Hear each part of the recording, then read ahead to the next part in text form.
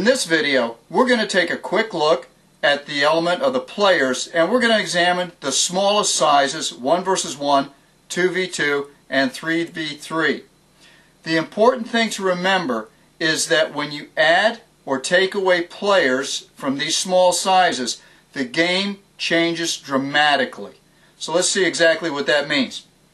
Here you have 1 versus 1, and what's being learned here is that the blue player is obviously working on their technical skills in attacking play, and the red player is working on their defensive skills, dribbling, defending, tackling, things like that.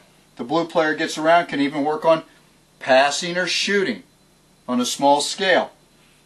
Now the roles change, and the players are engaged in a learning activity.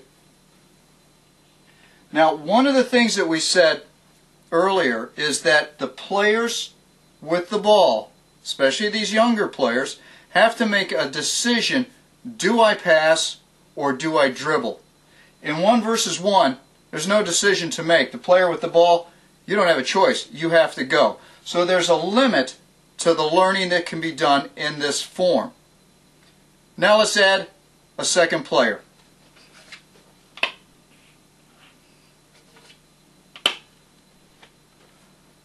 Now, besides putting 2 extra players on the field in 2 versus 2, what's actually being learned is teamwork. The player with the ball now can solve problems cooperatively with a teammate.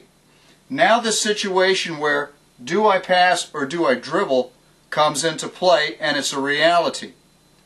So what's this player going to learn? Well, as a second player, they're going to learn when to stay behind the ball and when to go in front of the ball. Now, contrary to popular belief, for most players, or for most players' parents, and many coaches, you do not simply run ahead of the ball blindly. That gets you into dead ends and is a bad habit to learn. Players need to pick the moment when they go forward. It's one of those mini moments.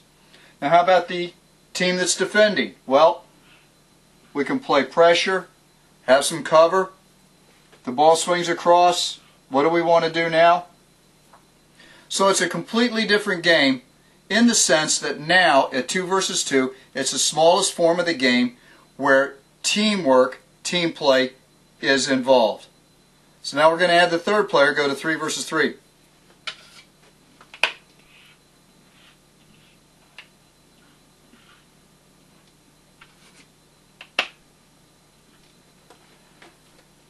Now what's evolved is that the teams are going to end up playing in some kind of a shape.